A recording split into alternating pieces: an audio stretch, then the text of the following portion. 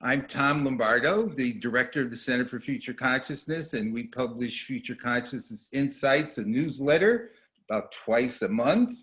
And I'm a psychologist, philosopher, futurist, a student of science fiction and wisdom. And here are a number of my books up on the screen. And you can read about all of these books on the website, Center for Future Consciousness. In fact, there's sections of a lot of these books up on the website. And this is module 4 in the Evolution of Science Fiction webinar series. And module 4 is the rise of science and modernity, the modern origins of science fiction. And I have up here a quote that I like from Bernard de Fontenelle, which I think I put up in the intro too. When the heavens appeared to me as only a blue vault, the universe appeared little and confined within narrow bounds. I seemed oppressed. They gave an infinite extent and profundity to this blue vault. Now it seems to me that I breathe with more liberty, that I am in a much greater extent of air, and that the universe is far more magnificent. And I think that sums up certain basic themes that we're going to hit on in the webinar today. And rather fortuitously, this webinar is being presented right at the moment when a significant national event just got announced on public media. And actually, it hit me as I was sitting here thinking about this rather quickly, that the topics and themes of today are quite relevant to what is going on politically, socially around us. And I'm going to highlight some things out as we go through this, illustrating to you that indeed science fiction does have a great deal of relevance to contemporary affairs, to the contemporary human condition. And in particular, what significance there was in the rise of science and modernity, how it affected the evolution of science fiction, and how indeed it affected the evolution of modern society. And one thing I'm going to highlight in this is that modern science provided a new theory of reality and knowledge, of what was plausible and credible. And this would have a significant effect on Western consciousness, and it would have a significant contribution to make in terms of what science fiction was to become, and how could science fiction emerge as a consequence of this change in our way of thinking about reality and about how to determine what is knowledge and what is plausible and what is credible. And this went on during the 250 years that I'm going to be talking about today. This series is based on my book series, Science Fiction, The Evolutionary Mythology of the Future. And volume 1's published, volume 2 and 3 are on their way, 4 and 5 are being written. And what I'm talking about today is derived out of volume 1. In fact, I'm highlighting one particular chapter in volume 1, Prometheus to the Martians. And what I do at the beginning of each of these modules now is I do a quick review of the previous module.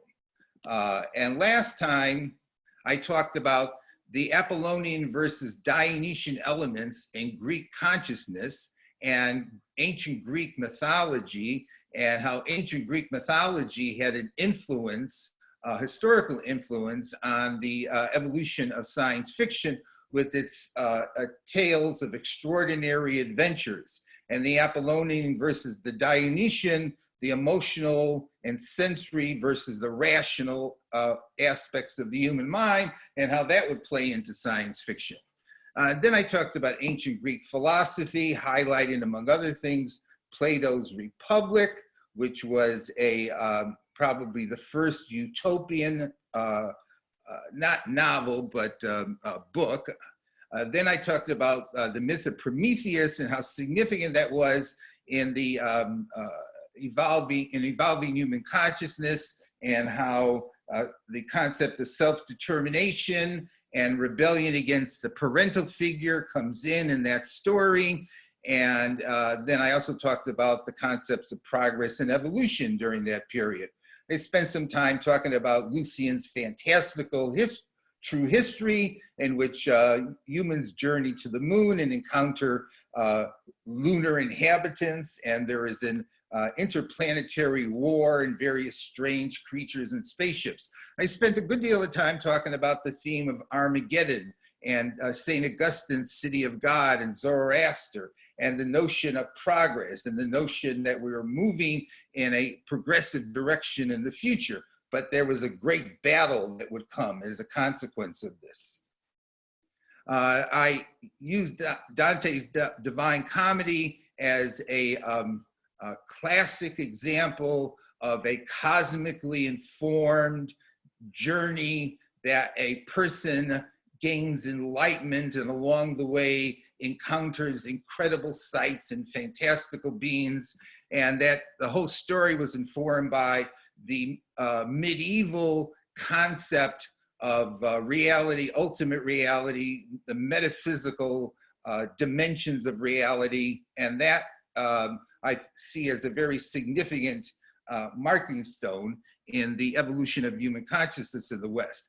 And I talked about medieval and Renaissance philosophy and some science fiction and technological inventiveness and possibilities that were conceived. And I brought up Hieronymus Bosch's fantastical art, Garden of Earthly Delights, to illustrate the evolution of fantastical art that was occurring through human history. And highlighting key books and authors, Homer's Odyssey, Zoroaster, The City of God, Roger Bacon, the Theologus Autodidactus by Ibn al-Nafas, which people consider to be an very early science fiction novel with predictions about the end of the world, and Lucretius and evolution and the nature of things. So that's just a quick overview. Now, today, what I'm going to be talking about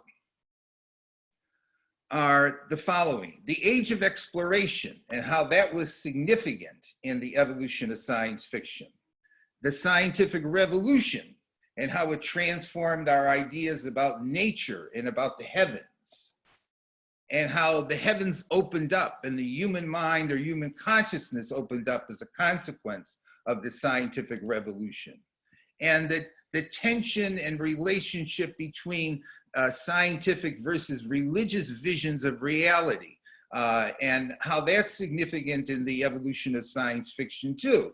And that is during this period that we'll be getting into. I'll talk about Huygens' seminal study of alien worlds and the possibilities of alien intelligence, and Leibniz and the notion of cosmic evolution and unending progress, and Kepler and Kepler's contributions and his story about journeying to the moon in his story Somnium, as well as other journeys to the moon that were envisioned during that time. And then I'll talk about the early modern utopias of More, Campanella, and Bacon. And on this list, we can see ideas regarding what the ideal society is, what the future holds, what's the importance of technology, what's the importance of reason and observation and science and understanding the world and the universe that we live in, and how all of this is going to be transforming over this 250 years, and how that contributes significantly into the evolution of science fiction, if not the evolution of the Western mind. So let's go back to the beginning here. The age of exploration and discovery, extraordinary journeys and voyages across the globe.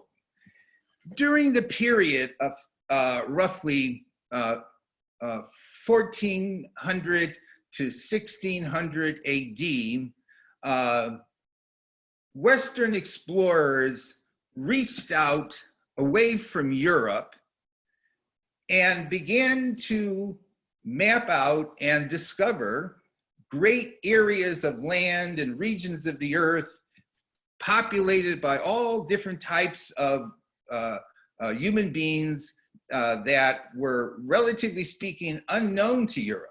It was a time of extraordinary journeys into the terra incognito, into the unknown of different cultures and different regions of the earth. It was a period where there was great spirit of adventure. And science fiction, as I mentioned, takes as one of its fundamental themes the extraordinary journey or adventure into the unknown. You found that in the Greeks.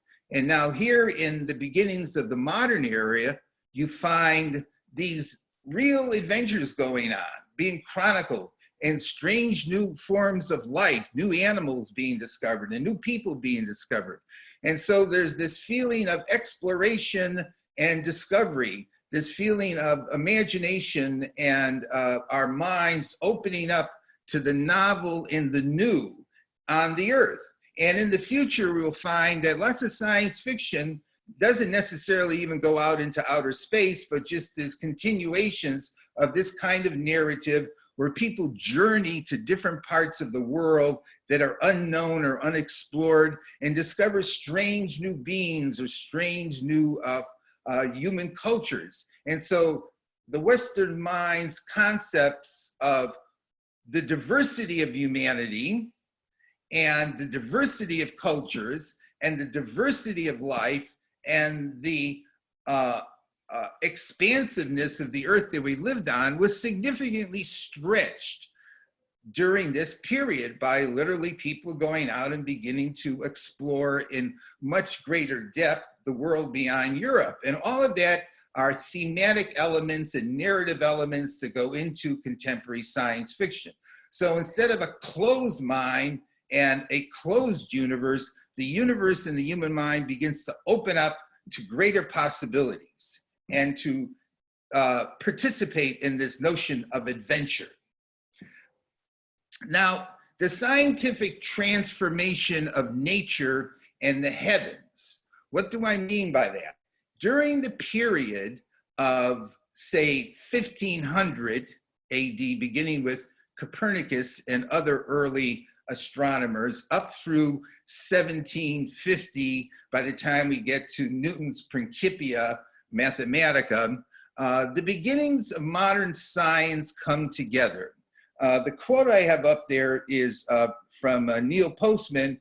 Copernicus, Kepler, and Galileo put in place the dynamite that would blow up the theology and metaphysics of the medieval world, and Newton lit the fuse.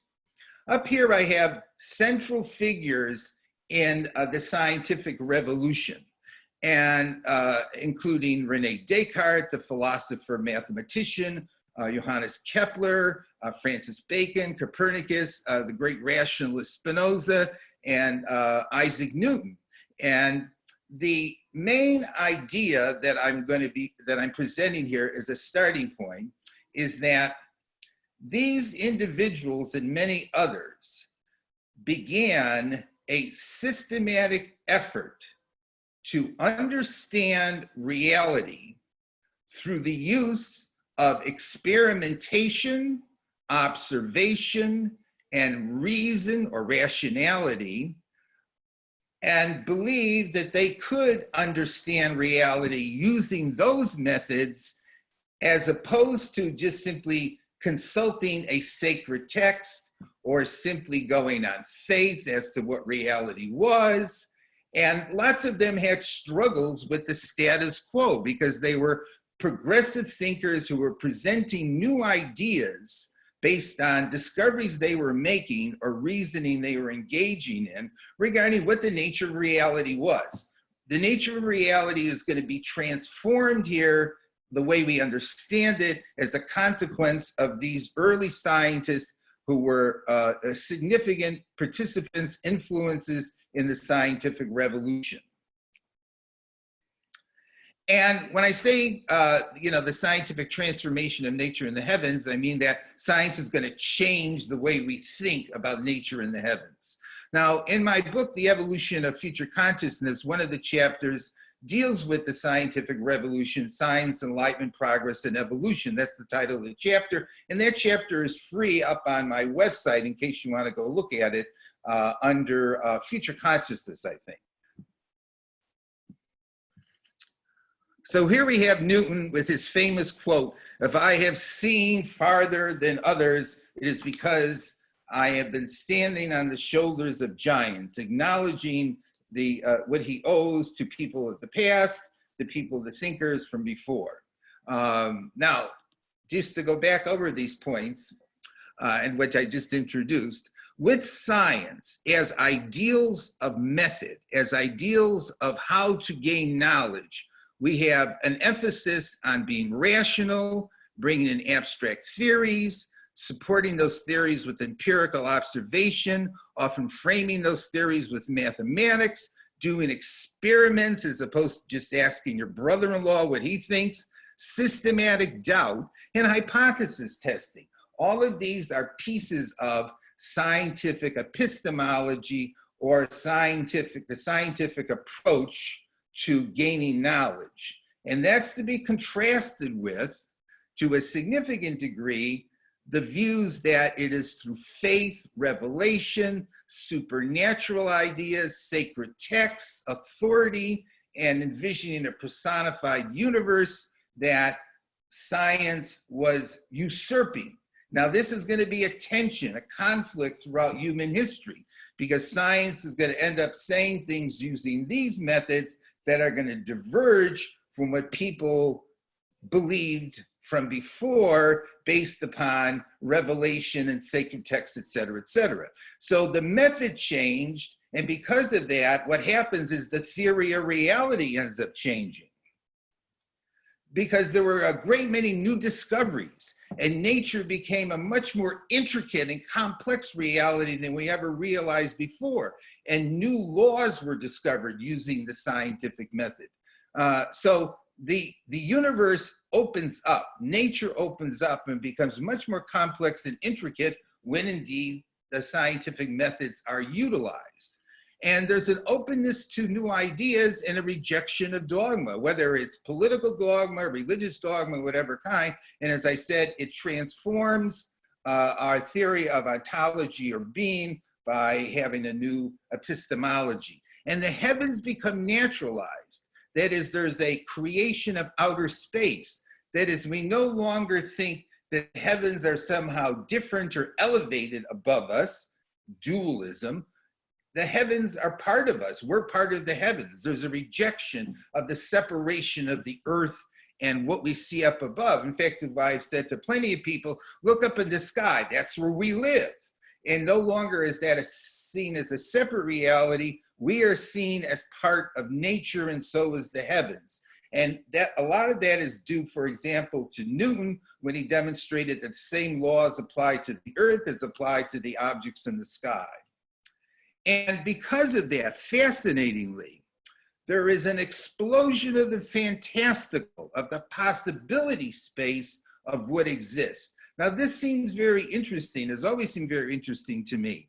When we articulate better methods for acquiring knowledge and become more conscientious and methodical about this, it doesn't constrain what we end up finding. Rather, it actually expands what we find. And that's something to let sink in. That is, becoming more empirical and rational did not constrain our understanding of the possibilities of the universe. It actually expanded them. Now, as another key figure that people in the history of science fiction have highlighted often is we have Giordano Bruno, who is often considered the martyr of science. And his book on the infinite universe and worlds, which was published toward the end of the 16th century, is his most noteworthy book on the nature of the universe. And Bruno is known for proposing in that book that the universe is filled with an infinite number of worlds, that what we see up above, the stars, are really just different suns at vast distances from us. And around these different suns circle other planets with other beings on them. And so we're just one of an infinite number of worlds in an infinitely expansive universe. Now, Bruno had other ideas too, including the fact that Mary was not a virgin when she gave birth to Jesus, and that he didn't believe in the Trinity, and he also didn't believe in the divinity of Christ, but he said he was a true believer in God, in the basic Christian God, even though he qualified it, and that the fact that the universe was an infinite plurality of infinite worlds with infinite inhabitants demonstrated the infinite creativity and benevolence of God. And for that, he got burned at the stake. Now, it wasn't just simply the fact that he thought the universe was infinite. He didn't think Mary was a virgin, and those other ideas combined together with his views on the heavens got him eventually burned at the stake for those rebellious or anti-status quo positions. But he stood up for what he believed to be a different and better vision of reality than previously had been proposed. And it's a vision of reality that, of course, gets into science fiction, because no longer is what we see simply a set of planets around the Earth with the sun and the moon, but all of that out there, all those stars, are just literally other suns and many, many, many, many infinite number of worlds to be explored. I will come to the idea of exploration in a bit, because that comes in next. So let's just do a little bit of a contrast here, because even though I presented a difference between scientific and traditional Western religion views of the nature of the universe, it wasn't so simple and clear cut. And we could see with Bruno that he definitely wanted to reconcile the scientific with his religious views. And I have up here a quote from Isaac Newton, the central figure of the scientific revolution. The most beautiful system of the sun, planets, and comets could only proceed from the counsel and dominion of an intelligent and powerful being. So Newton, who developed fundamental laws of nature, providing an empirical, rational explanation of nature, believed that this orderly system of nature could only have arisen or have been created by a powerful, intelligent, omnipotent God. So Newton kept both his science and his theology together. So he didn't see them as incompatible with each other. Now, Galileo, as a central figure in the scientific revolution, actually told the Pope, if I'm not mistaken, that there were mistakes in the Bible because Galileo supported Copernicus's theory that the Earth went around the sun, as opposed to the idea that the sun goes around the Earth. In fact, Galileo also noted that, having discovered the first four moons of Jupiter, the big ones, that Jupiter was another world with moons going around it. And so something's wrong with the Bible. But then eventually he had to recant on his views, which he did. And so there was a tension there between science and the Bible, but then Galileo backed off on it. Descartes, who was another significant figure in the scientific revolution, said we should doubt everything and that we should proceed from reason. But then what he ends up doing is he ends up creating a dualism of mind and matter, where religion deals with mind and science deals with matter, and he tries to rationally prove the existence of God.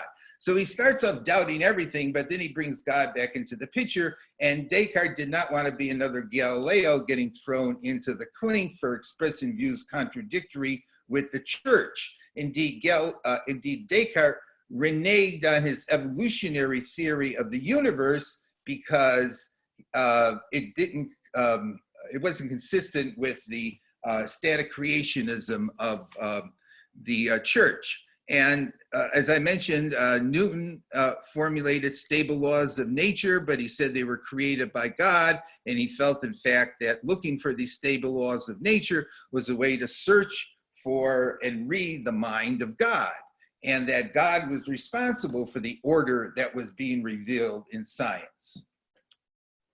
And indeed, when we start going into outer space adventures, one of the things that comes up is if there are other planets and there's aliens on those other planets, what is that going to tell us about our religious beliefs? Did Christ come to other planets? Are those the people on those other planets saved? Are they sinners? What are they? So all of a sudden, outer space exploration, if there are inhabitants on other planets in our universe, take on a theological significance in that what is this going to mean regarding our earth-centric beliefs about God and the coming of Christ? And this are issues in the West, of course. Now, Copernicus's vision of a heliocentric solar system at first were not accepted very well.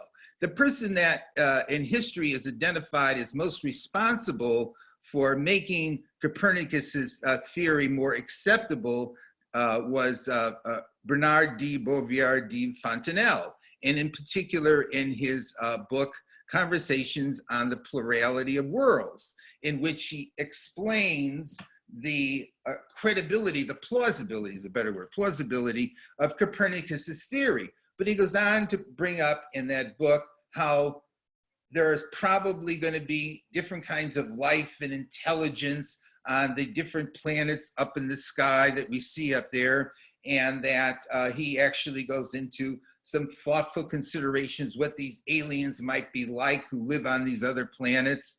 And he also tries to, in this book and as well as other books, steer clear and get around the notion of the supernatural and the magical. He's very naturalistic in terms of his thinking, which of course fits with a scientific point of view. And I have up here another great quote from him, which is, "Behold the universe so immense that I am lost in it. I no longer know where I am. I am just nothing at all. Our world is terrifying in its insignificance." And so Fontenelle definitely gets a sense of the magnitude of the universe, of the possibilities of intelligence out there and how they may be different than our own. And he contributes greatly to the popularization of the Copernican view of the solar system and the view of a much more expansive universe than people had believed in before. And so aliens definitely enter into human consciousness, aliens in other worlds, you know, by the time we get into the 17th, if not in the 15th century, not 17th, 16th century.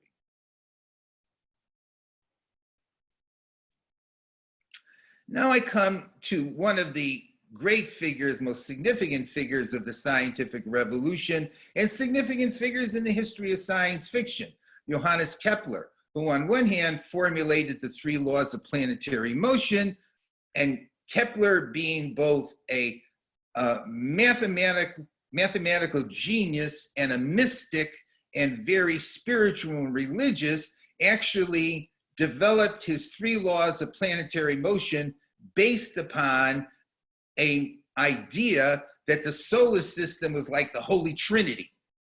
And so he saw the sun as the Father, the earth as the Son, and gravity, the force holding the two together, as the Holy Spirit. So his actual astronomy, mathematical astronomy, was inspired by his mystical theology.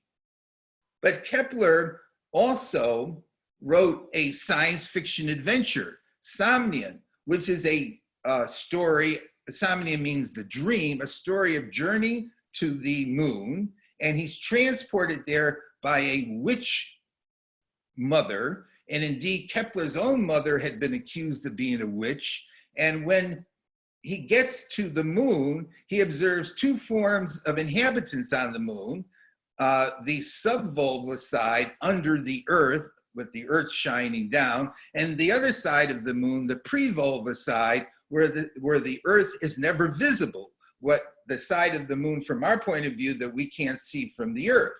And the people who live on these two sides of the moon are very different, because on one side, the Earth is always in the sky, and on the other side, you know, there's darkness. And the pre-vulva side is very chaotic. The subvulva side is more happy and harmonious. And the interesting thing here with this story is that although Kepler gets himself through the moon being transported there by a witch spirit, a witch mother, once he gets to the moon, he becomes very scientific in his description of the nature of the moon. He uses his understanding of science, his understanding of geology, to present a very realistic and convincing description of what the moon is going to look like and how it's going to feel when we're there. Now, Kepler is another one who believed that science is a way to understand the book of nature and to read the mind of God. So in Kepler's mind, there's a definite integration between science and Western religion. But Kepler also definitely believed in the possibility of space flight and actually going up and visiting other worlds. And I have here a quote that is in a letter that he wrote to Galileo. "Let us create vessels and sails adjusted to the heavenly ether, and there will be plenty of people unafraid of the empty wastes. In the meantime, we shall prepare for the brave sky travelers maps of celestial bodies." So Kepler is clearly envisioning here that astronomy, scientific astronomy, is providing a enhanced understanding, a more accurate understanding of the nature of the universe, of the heavens, and that we are going to journey there, and astronomy is giving us, literally in a sense, maps of what's up there and how to go. So we definitely see by this time this vision of exploring outer space and encountering aliens. And indeed, after Kepler's Somnium, there was a slew of novels about journeys to the moon. And these journeys to the moon involve contacting, meeting aliens on the moon. And I have up here three of the more famous ones: Francis Goodwin's The Man in the Moon, and John Wilkins' The Discovery of a World in the Moon, and Cyrano de Bergerac's Comical History of the States of the Moon. And the question comes up, number one, in these different stories: how did these characters get to the moon? And in one case with Francis Goodwin, it's a bunch of swans that pull the character up from the Earth to the moon. With Cyrano de Bergerac entertains a whole slew of different ideas about how one could propel oneself from the Earth to the moon, including rockets and including the sun being used as power to get us up there. Again, a question that comes up when we get to the moon in these stories, it's often asked by the travelers from the Earth: do the lunar inhabitants believe in Christ? Did Christ visit the moon? And there's various discussions that ensue. There's also discussions in Cyrano de Bergerac's books on going to the moon as well as going to the sun, regarding whether the inhabitants there believe that there are inhabitants on the Earth. And the inhabitants on the sun think that there's no inhabitants on the Earth, and put Cyrano de Bergerac in jail for that. The Cyrano de Bergerac tales are much more comical. The Goodwin and Wilkins tales are a bit more serious and get into questions of whether the lunar inhabitants have indeed achieved some kind of paradise or paradises on the moon. But the question keeps coming up as they go out journeying around, whether or not the inhabitants believe in the same God. And if they don't, what does that mean? And if they do, that's all great. And are they sinners? Did they have original sin? The theological issues get transported up into the moon. Okay, so that's probably a good place to stop right now to take a break. And so I think I will stop sharing. No, first of all, I'll escape.